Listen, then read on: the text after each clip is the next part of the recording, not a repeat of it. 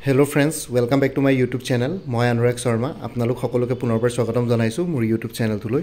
আজি মই আপোনালোকৰ সন্মুখত এটা নতুন ভিডিঅ' লৈ উপস্থিত হৈছো আৰু আজিৰ ভিডিঅ'টোত মই আপোনালোকক দুটামান ইনফৰমেশ্যন দিম। আসাম এগ্ৰিকালচাৰ ইউনিভাৰ্চিটিৰ যোনখিনি নন টিচিং পোষ্ট ওলাইছিলে তাৰে এক্সাম কেতিয়া হ'ব আপোনালোকে মোক সুধি আছিলে কাৰণ অলৰেডি অনলাইন এপ্লিকেশ্যন কৰা এতিয়াও অলৰেডি 6 মাহমান হৈ গ'ল। সো অনলাইন এপ্লিকেশ্যন এপ্ৰিলৰ পৰাই এডভাৰটাইজমেণ্ট ওলাইছিলে তাৰপিছত মে মাহৰ 13 তাৰিখলৈকে আপোনালোকৰ লাষ্ট ডেট আছিলে অনলাইন এপ্লিকেশ্যনৰ। সো ইয়াতে আপোনালোকক এবাৰ মনত পেলাই দিছোঁ আসাম এগ্ৰিকালচাৰ ইউনিভাৰ্চিটিৰ নন টিচিং ষ্টাফছ 28 জন junior administrative assistant junior accountant pharmacist section assistant আৰু জুনিয়ৰ ইলেক্ট্ৰিচিয়ানৰ ইয়াতে পোষ্ট ওলাইছিলে ঠিক আছে। সো অলৰেডি মে মাহতে হৈ গ'ল। মে মাহৰ পিছতো June July August September October November এতিয়া 6 মাহ হৈ গ'ল অলৰেডি অনলাইন এপ্লিকেশ্যন হোৱা কিন্তু এতিয়ালৈকে পৰীক্ষা তেওঁলোকে অনুষ্ঠিত কৰা নাই ঠিক আছে। সো মই এনেই এগ্ৰিকালচাৰ ইউনিভাৰ্চিটিত মই খবৰ লৈছিলোঁ যোৰহাটৰ যোনখন আসাম এগ্ৰিকালচাৰ ইউনিভাৰ্চিটি। সো এইটো কাৰণ তেওঁলোকে ৰিক্ৰুটমেণ্ট কৰিব এই গোটেইখিনি নন টিচিং ষ্টাফৰ। সো ইয়াতে তেওঁলোকক যেতিয়া মই খবৰ কৰিছিলোঁ যে পৰীক্ষাটো কেতিয়া হ'ব তেতিয়া তেওঁলোকৰ এজনে ক'লে এডমিনিষ্ট্ৰেটিভ অফিচত মই খবৰ লৈছিলোঁ। সো তেতিয়া তেওঁলোকে ক'লে যে অকণমান দেৰি হ'ব বুলি। তেতিয়া মই সুধিলোঁ যে কিমান দেৰি হ'ব তেতিয়া তেওঁলোকে জনালে যে এইটো বছৰত নহয়, এইটো বছৰ মানে ডিচেম্বৰলৈকে নহয় কিন্তু অহা বছৰ আপোনালোকে সোনকালে মানে জানুৱাৰী ফেব্ৰুৱাৰীতে এক্সপেক্ট কৰিব পাৰে পৰীক্ষা ঠিক আছে। সো অলৰেডি তেওঁলোকে যিহেতু ছাফিচিয়েণ্ট টাইম দিলে এতিয়া আপোনালোকৰ খালি নটিফিকেশ্যন অহাৰ পাছত কিন্তু আপোনালোকে বেছি ছাফিচিয়েণ্ট টাইম নাপাব পঢ়িবৰ কাৰণে। সো এতিয়াৰ পৰা প্ৰিপেৰেশ্যন কৰি থাকক।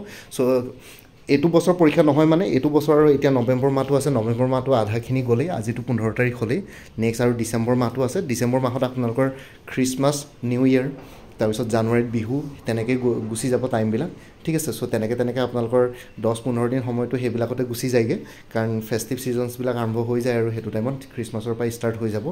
সো সেইটো কাৰণে আপোনালোকৰ যদি পৰীক্ষা কেনেবাকৈ তেওঁলোকে যদি জানুৱাৰী মাহতো কণ্ডাক্ট কৰি দিয়ে আপোনালোকৰ হাতত সময় বহুত কম থাকিব। সো অলপ প্ৰিপেৰেশ্যন এতিয়াৰ পৰাই কৰি থাকক ঠিক আছে। সো মই যিমানখিনি ইনফৰমেশ্যন পালোঁ পৰীক্ষাটো আপোনালোকৰ এইটো বছৰত নহয় মানে ডিচেম্বৰ মাহটোত হোৱাৰ সম্ভাৱনা কম আছে তেওঁলোকে জনোৱা মতে, কিন্তু জানুৱাৰীত আপোনালোকে এক্সপেক্ট কৰিব পাৰে, জানুৱাৰী ফেব্ৰুৱাৰী ঠিক আছে। এতিয়া এজ অফ নাও ইমানখিনিলৈকে ইনফৰমেশ্যন পাইছোঁ। বাকী যদি কিবা আৰু ফাৰ্ডাৰ ইনফৰমেশ্যন পাওঁ মই নিশ্চয় জনাম আৰু আপোনালোকে যদি কোনোবাই যদি কিবা আৰু এক্সট্ৰা ইয়াতে এডিশ্যনেল ইনফৰমেশ্যন কিবা যদি গম পায় সো এইটো ভিডিঅ'ৰ কমেণ্ট ছেকশ্যনত নিশ্চয় আপোনালোকৰ নিজৰ ইনফৰমেশ্যনখিনি শ্বেয়াৰ কৰিব পাৰে চ' ডেট মোৰ ভিউৱাৰ্ছখিনিয়ে ইয়াতে গম পায় ঠিক আছে। সো এইখিনিয়ে জনাবৰ কাৰণে ভিডিঅ'টো বনালোঁ। ইয়াতে মই আৰু এবাৰ কৈ দিছোঁ কি পোষ্ট আছিলে, এবাৰ আপোনালোকক মনত পেলাই দিছোঁ। আপোনালোকে বহুতে এপ্লাই কৰিছিলে হয়তো। জুনিয়ৰ এডমিনিষ্ট্ৰেটিভ এছিষ্টেণ্টৰ 10টা পোষ্ট আছিলে, জুনিয়ৰ একাউণ্টেণ্টৰ 10টা আছিলে, তাৰপিছত ফাৰ্মাচিষ্টৰ এটাই পোষ্ট আছিলে, সেকশন এছিষ্টেণ্টৰ 3টা, জুনিয়ৰ ইলেক্ট্ৰিচিয়ানৰ 4টা।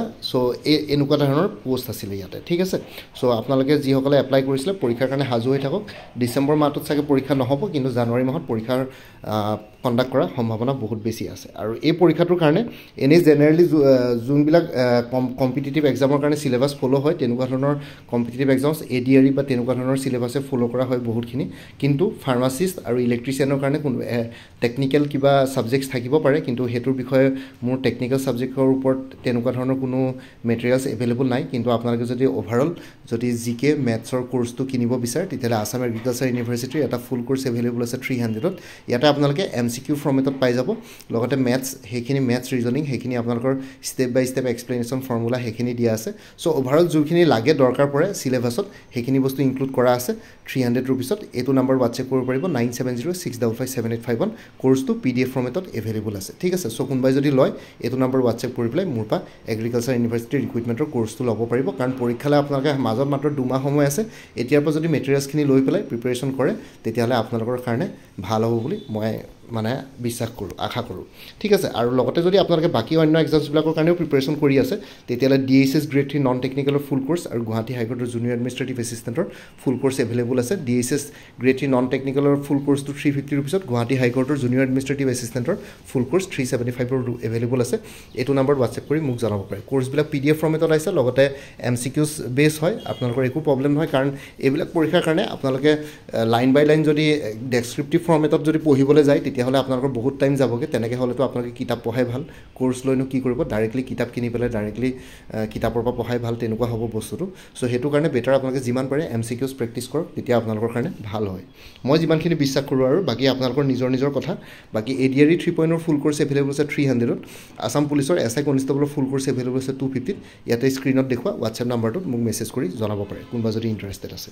ঠিক তেনেদৰে আসাম কম্পিটিটিভ এক্সামছ বুলি এটা কোৰ্চ আছে, তাতে আপোনালোকে অসমৰ যিকোনো কম্পিটিটিভ এক্সাম এক্সামছৰ কাৰণে ইয়াতে ষ্টাডি মেটেৰিয়েলছ এভেইলেবল আছে লগতে 23খন previous year question papers with answer কিছো ইয়াতে পাই যাব কোৰ্ছটোত ঠিক আছে এইটো নম্বৰ হোৱাটছএপ কৰিব পাৰিব 9706557851 মানে আসাম কম্পিটিটিভ এক্সামছ মানে ইয়াতে ADRE Assam police DSS DME Guwahati high court APSC departmental exams সেইবোৰ গোটেইখিনি ইয়াতে কভাৰ হৈছে এপিএছচি ৰিচাৰ্চ এছিষ্টেণ্ট ফাইনেন্সৰ কাৰণে এটা ফুল কোৰ্ছ এভেইলেবল আছে 300ত এইটো নম্বৰ হোৱাটছএপ কৰিব পাৰিব 9706557851 আৰু মই ক'লোৱে যে আসাম কম্পিটিটিভ এক্সামছত previous year question papers included আছে কিন্তু কোনোবাই যদি বেলেগকৈ ল'ব বিচাৰে only previous year question papers ল'ব বিচাৰে তেতিয়াহ'লে 75 ৰুপিছত এভেইলেবল আছে ইয়াতে দিয়া হোৱাটছএপ নম্বৰটো মেছেজ কৰি জনাব পাৰে 9706557851 এনে কোৰ্ছবিলাকত কাৰেণ্ট এফেয়াৰ্ছ আৰু এক্সাম অৰিয়েণ্টেড মেথছ এপ্টিটিউড নিউমাৰিকেলছবিলাক ইয়াতে ইনক্লুডেড আছে কোনোবাই যদি কোৰ্ছ নিকিনি পেলাই অনলি কাৰেণ্ট এফেয়াৰ্ছ আৰু মেথছ এপ্টিটিউড নিউমাৰিকেলছৰ কোৰ্ছ ল'ব বিচাৰে তেনে 100 ৰুপিছত এভেইলেবল আছে এইটো নম্বৰত হোৱাটছএপ কৰি জনাব পাৰে 9706557851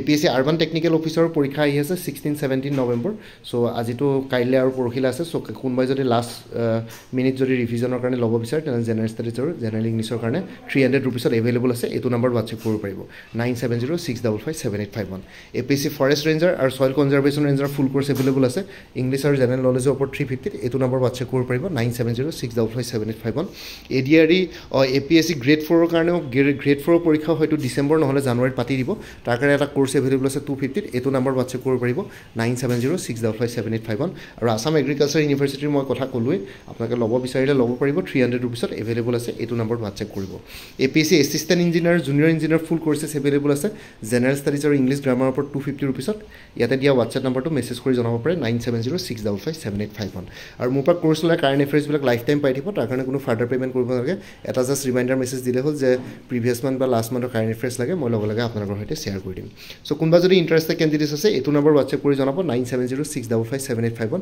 আপোনালোকক কোনটো কোৰ্ছ লাগে কোৰ্ছৰ কণ্টেণ্টছখিনি শ্বেয়াৰ কৰিম লগতে পে'মেণ্টৰ লিংক দিম পে'মেণ্ট কৰাৰ লগে লগে গোটেই কোৰ্ছটো নিজৰ হোৱাটছএপত PDF ফৰ্ম এটা পাই যাব আৰু আগতে কোনোবাই যদি মোৰ পৰা কিবা কোৰ্ছ লৈ থৈছিলে এবাৰ জনাই দিব তেতিয়া আগৰ মেটেৰিয়েলছখিনি বাদ দি যোনখিনি নতুন মেটেৰিয়েলছ লাগিব সেইখিনি ল'লে হ'ল তেতিয়া প্ৰাইচটো অলপ কমি যাব আৰু ইয়াতে যোনটো হোৱাটছএপ নম্বৰ দি আছে সেইটোত অনুগ্ৰহ কৰি কল নকৰিব দিছ ইজ হোৱাটছএপ মেছেজৰ কাৰণে এভেইলেবল কলৰ কাৰণে এভেইলেবল নহয় বাকী ভিডিঅ' ডেছক্ৰিপশ্যনৰ কমেণ্ট ছেকশ্যন চেক কৰক তাতে কোৰ্ছখিনিৰ কথা আৰু এবাৰ উল্লেখ কৰি দিয়া আছে লগতে মোৰ আৰু এটা চেনেল আছে অসম আইকিউ বুলি সেই চেনেলটোৰ লিংকটো ভিডিঅ'টোৰ ডেছক্ৰিপশ্যনত শ্বেয়াৰ কৰিছোঁ আপোনালোকে সেইটো চেনেলো ছাবস্ক্ৰাইব কৰিব পাৰিব চ' ভৱিষ্যতলৈ এনেকুৱা ধৰণৰ কম্পিটিটিভ এক্সামছবিলাক দিয়াৰ ক্ষেত্ৰত আৰু অলপ এক্সট্ৰা গাইডেঞ্চ পাই যায় বাকী মোৰ ভিডিঅ'ছবোৰ চাই যদি ভাল পায় মোৰ চেনেলটো ছাবস্ক্ৰাইব কৰি ল'ব আৰু লগতে যিমানখিনি ফেমিলি ফ্ৰেণ্ডছ ৰিলেটিভছ আৰু চিনাকি এক্সপিৰিয়েঞ্চ আছে তেওঁলোকৰ লগত মোৰ চেনেলটো শ্বেয়াৰ কৰিব লগতে কমেণ্ট ছেকশ্যনত জনাব কিবা যদি কুৱেশ্যন থাকে ডাউট থাকে মই নিশ্চয় আপোনালোকৰ কুৱেশ্যনছ আৰু ডাউটছবিলাকৰ ৰিপ্লাই দিবলৈ চেষ্টা কৰিম বাকী আজিৰ ভিডিঅ'টো ইমানতে সমাপ্ত কৰি আপোনালোক সকলোৰ পৰা বিদায় ল'লোঁ কাইলৈ পুনৰ এটা নতুন ভিডিঅ' লৈ আপোনালোকৰ সন্মুখত উপস্থিত হ'ম তেতিয়ালৈকে ভালকৈ প্ৰিপেৰেশ্যন কৰি থাকক সকলোলৈ অল দি বেষ্ট থাকিলে bye and take care friends Bharat Mata কি জয় আই অসম